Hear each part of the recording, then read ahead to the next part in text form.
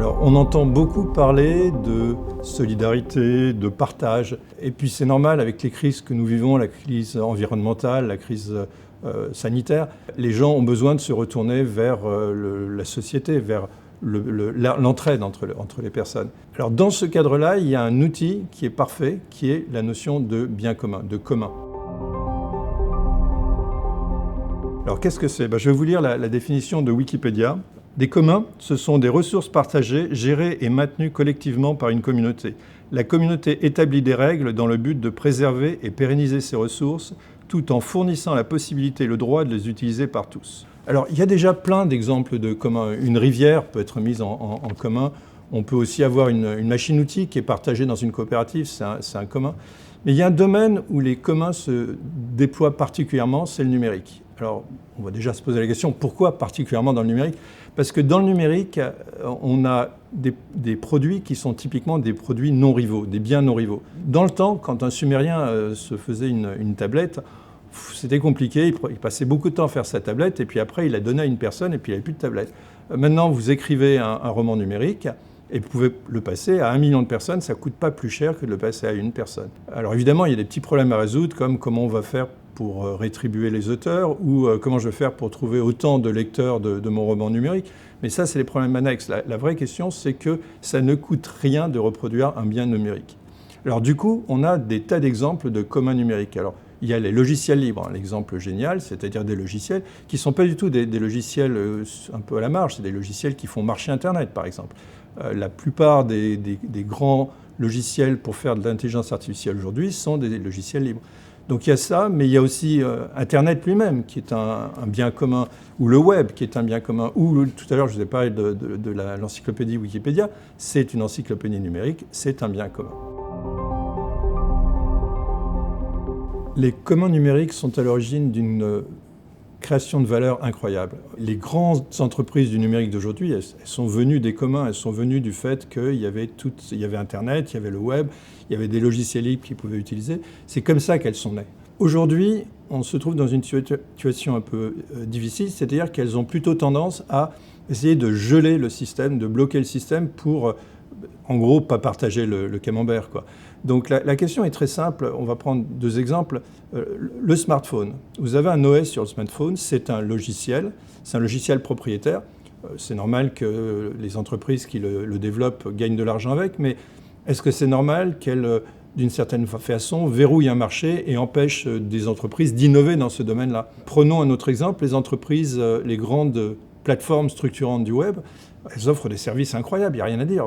Des réseaux sociaux, des moteurs de recherche géniaux. Oui, d'accord, mais est-ce que c'est une raison pour s'appuyer sur l'effet de réseau pour capturer toute la valeur et empêcher à d'autres entreprises d'arriver et d'innover aussi ? Donc voilà, on est dans une situation où il faut faire quelque chose pour protéger ces communs, les communs du numérique.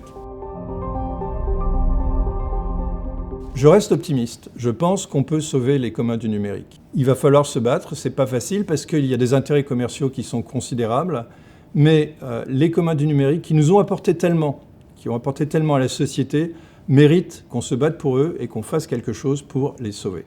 Quel rôle peut jouer un centre de recherche d'excellence comme l'INRIA dans ce contexte ? Quel rôle peuvent jouer toutes les grandes entreprises françaises, européennes du domaine ? Eh bien, c'est un rôle considérable. D'abord, nous sommes en face de défis énormes, des défis environnementaux par exemple, mais pas que. Et ces défis, il va falloir être collectivement responsables pour arriver à les adresser. Et là, c'est une responsabilité des grandes entreprises, c'est une responsabilité des chercheurs et des centres de recherche de se mettre ensemble pour aborder ces grands problèmes, ces grands défis. Alors ça, c'est pour, disons, la responsabilité sociétale.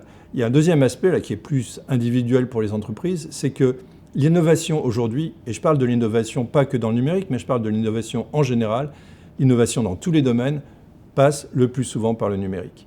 Et donc là, on regarde et on se dit, dans le paysage français actuel, c'est quoi le numérique ?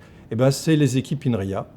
C'est les équipes INRIA qui sont en général extrêmement bien impliqués avec les grandes universités, les labos universitaires, qui travaillent avec des labos CNRS, qui sont à la pointe de la recherche et qui donc peuvent, en accord avec les grandes entreprises faire avancer la science, faire avancer l'innovation dans les domaines les plus variés.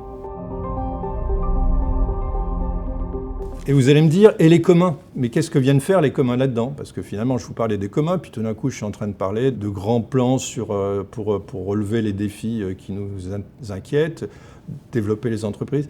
Les communs là-dedans, c'est vos amis. Les logiciels libres, d'abord, qui vous permettent de ne pas être pieds et poings liés aux grandes entreprises qui vous proposent des logiciels.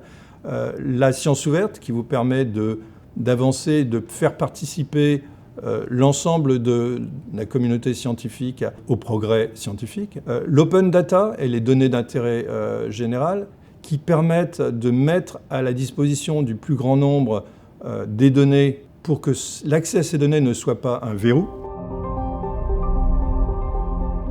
L'INRIA a déjà bien compris tout ça. L'INRIA est très partie prenante, en particulier dans le logiciel libre.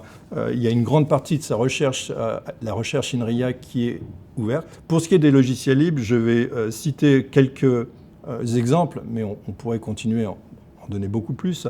Scikit-learn, qui est une bibliothèque libre en Python qui est destinée au machine learning, qui a énormément de succès dans la recherche et dans l'industrie. On pourrait parler aussi de l'assistant de preuve Coq, du modèle checker CADP. Il y a des tas d'exemples. Ce sont des réalisations géniales qui ont été faites à l'INRIA avec des partenaires et auxquels vous pouvez participer.